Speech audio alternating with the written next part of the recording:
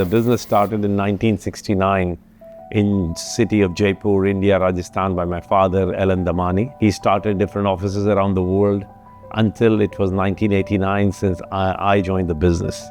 And then once I joined the business, he asked me the question where I want to take the business next level to. And that was the time we chose Thailand to be a place where I started my early journey in 1989. We were typically a wholesaler, so we used to buy rough from different parts of the world and used to cut and polish in Bangkok. When I joined Dhamani, we used to sell diamonds and gemstones to many of the major suppliers and retailers in Dubai and elsewhere in GCC. And practically we are among the first diamond and gem company in Dubai and UAE. And the first of the retail store we opened in Dera Gold Souk. And from there till now we have almost 16 shops. But at that time it was very specific to where do we really land so that at least we don't miss out on the location. So I think the Gold Souk was the first place to be because that was like kind of the art of, and which is still today the art of Dubai. When it comes to jewelry, we realized that there's a huge potential for the brand to grow as a retailer. And I think that's when we really came up with the idea of making the jewelry more personalized and bespoke. Mr. Amit Dhamani gave a call to this company from US. It's called GS Fitch. Now, GS Fitch is an advisor to a brand. If you call them, they say, you have to pay $20,000 only for a visit. Why will they come to somewhere in a Gold Souk office to know about a brand which has 2 stores in the Gold Souk? And then they come up and they say, okay, is this the vision of Dhamani? And yes, it was the director's vision to take it to a different level.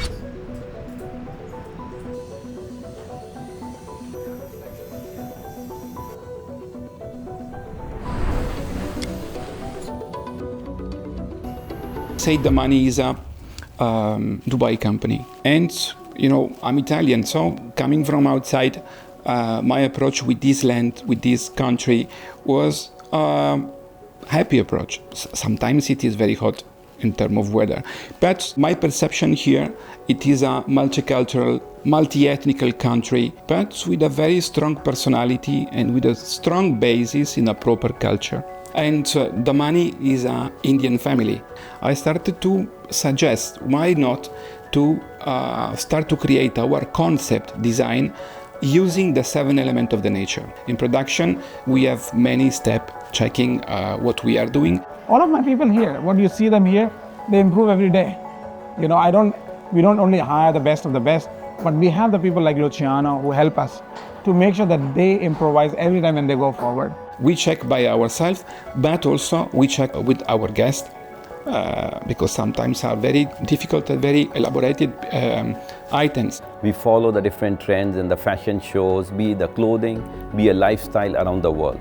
And then after that, we bring that learning to the customers whom we are serving in locally there. But we bring the designs on the piece of paper with the help of our designers, and that brings closer to the reality, and then we make the pieces according to their requirements and needs. Sometimes it takes 3 months, 4 months, 6 months, sometimes 8 months. When they are actively involved in design process, then stone selection process, we produce and display to them variety of stones which can go to the piece of their choice. We can say that the nature gives us the possibility to use a lot of beautiful gemstones. People say semi-precious, but I think it is not a correct way to define the gemstone. Gemstones are gemstones, but it is matter of sensitivity, matter of taste.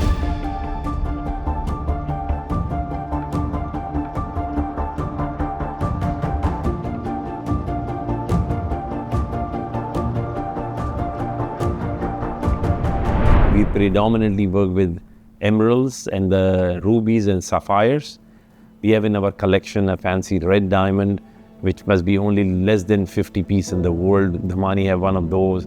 So we source the gems and diamonds from the origin, cut and polish them, design with our own design team, manufactured in our design bases in Italy, Europe, and other places around the world. And I think going forward, we just wanted to make sure as a brand, if we want to be a brand, we want to have that supply of the gemstone which used to come from different sources. The jewelry business have got a lot of flags in different parts of the world. So we wanted to always be very sure that the kind of a procurement that we have is so transparent. The company we actually deal with, everybody have a KYC, the international KP certificate we call it. it helps us to make sure that we get a supply chain which is non-conflict. In 2003, we went through a certification program with Dubai municipality called Barik, and we became the first jeweler in Middle East to sell every piece of gem and diamond certified. They will have full information of what they were buying. So they were knowing what color, cut, clarity, grade of their stone and diamond, what kind of specification, which mines it comes from, which origin it comes from. This really helped customers over the years to really make informed decisions. This region has a more affinity towards gold, especially the Arabs, the Asians, even the Europeans. They always view Dubai as the city of gold. We have never sold just plain gold jewelry. And companies like us, when we came here, certainly it was not easy to penetrate and update customers about the beauty of natural gemstones and diamonds. Gold still have much higher recognition globally, but at the same time, gold is very heavy to carry and not very comfortable or easy to store. This is where in the next level of investment, where gems and diamond come in place. Surprisingly, in last 20 years, some rare gems like emeralds, rubies, sapphires and colored diamonds have outperformed gold by far. But it is only for limited number of people who knew and invested in gems and diamond. There are a lot of substitute that comes in the market, right? But you can't just compare the rarity to something which is a substitute, because there is a different audience for substitute, but there's a different audience for natural. So I think market is big enough to consume both ends.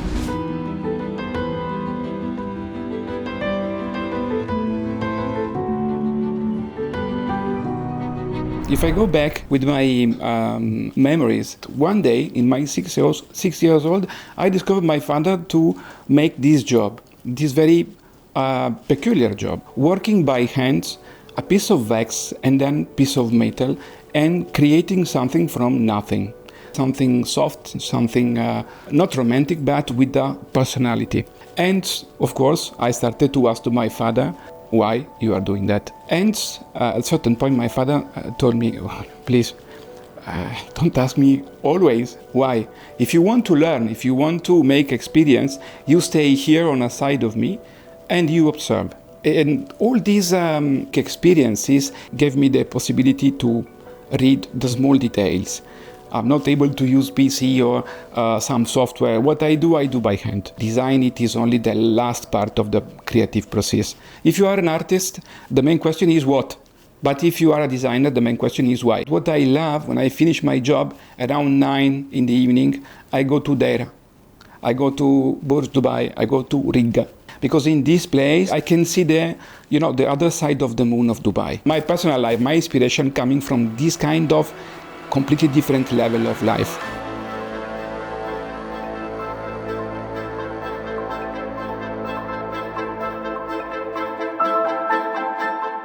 Some years ago, Mr. Manish received a request to study and to design one piece representative of the UAE and specifically Dubai land and culture. I discovered reading some books that you have a specific tree that grows in the desert, having very green, unbelievable green leaves. The name of this tree is Prosopis cineraria. So at that time I studied the shape of this Prosopis cineraria, and I imagined at that time to use very small portion of this tree as an element composing the necklace that we designed. We are the exclusive right holders of Dubai Cut Diamond. It is a 99 faceted diamond which symbolizes the holy name of Allah in Quran. DMCC and Government of Dubai were on look for a jeweler who can do full justice of launching these diamonds and making a collection out of it. And we were giving a tender among the 5-6 biggest jewelry companies in Dubai that time. It was huge for us. When we won the contract and the exclusive rights for selling of Dubai Cut were given to us in 2006. So we are very touched that we are in this kind of business which can connect to the feelings, to the emotions, to the personality of each person, irrespective of their choice, irrespective of the size of purchase. We are able to make a difference.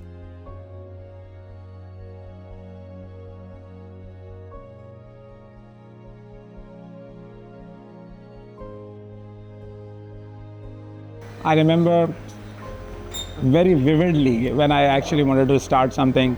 I said, my father, there's so many opportunities other than just being in the business of jewelry. And he said, just try once and see how do you feel like it. And I remember going to the factory and we used to mark on the gemstone where is going to be the sewing and every small detail to transform that rough into a polish. I think that memory actually connected me with this business, and I really appreciated him a lot.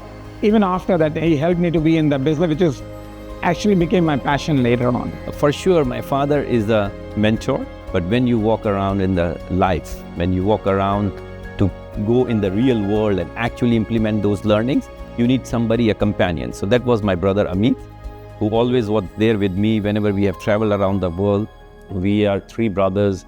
It's me, my brother Rohit and Manish. We're active directors in the company.